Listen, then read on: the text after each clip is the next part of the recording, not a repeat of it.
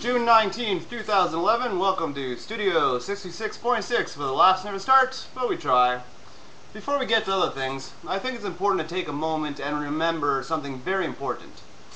You can be a politician, or you can be a pervert, but you can't be both. Eventually one of those will cause a problem with the other. An important lesson taught to us over and over ever since reporters realized sex sells. Anthony Weiner, forced to resign for sending pictures of his junk to women all over the world. I'm glad I found out that's a no-no before I decided to enter politics. Close call and a valuable lesson learned. Could be worse though. He could be Casey Anthony. Forgive me, but that bitch be crazy. Have you been following the Casey Anthony trial? I hope not. Unless you care about bug testimony more than any person really should. I watch a minimal amount of coverage, but I tell you what, I am not willing to engage in a 4 a.m. fist fight in the line for tickets to watch the trial. I say that because I'm not sure I speak for a majority on that one. It gets ugly every night as people with no life whatsoever battle it out to sit through hours of testimony about bugs. It got so bad they had to change the rules for getting seats. Finally. People, this is not the OJ trial. It's just some crazy trailer park mom who allegedly killed her 3-year-old so she could have more time to party. Obviously the child was white, otherwise we would not be able to watch it live. Oh, and to those fighting outside to get in, there is one camera which is fixed on defendant Casey Anthony at all times. That's one of the cameras. So go home and turn on the TV if you care so much about this sociopath. And if you care way too much about the lifespan of bugs. Even the reporters are being forced to admit that this is one real boring trial. Perhaps the defense can put on a wet t-shirt contest. CNN would love to cut back the coverage, but again, the child was white. After Casey's mom testified for the prosecution, she mouthed the words, "I love you," towards her daughter while leaving the stand. And it made me think of something. I have not always been the greatest son, but it occurs to me that if I can hang on and get through my life without my mom ever having to testify against me in a murder trial, then you know what?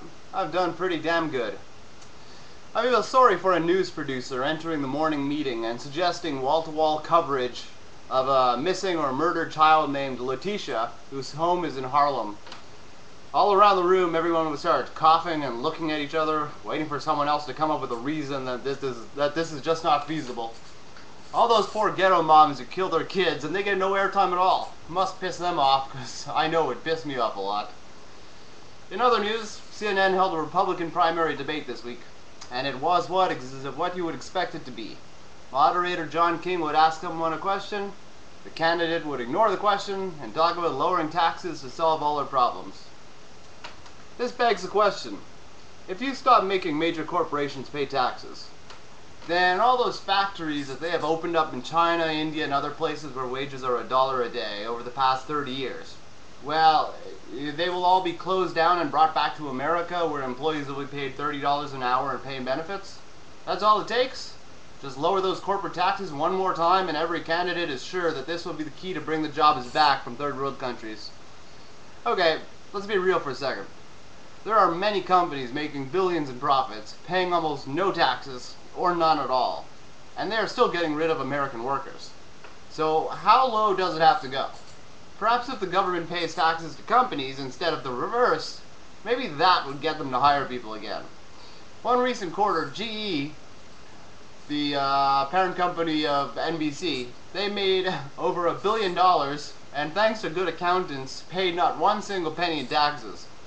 So, GOP presidential hopefuls, how low do corporate taxes have to be? Truth is, none of them have a number or a clue. All they have is talking points. Cut taxes.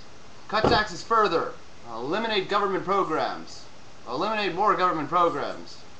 Oh, and most importantly, life is precious. Until a baby leaves the womb. Then fuck them. Fuck them all. That's all for now from Studio 66.6. Peace.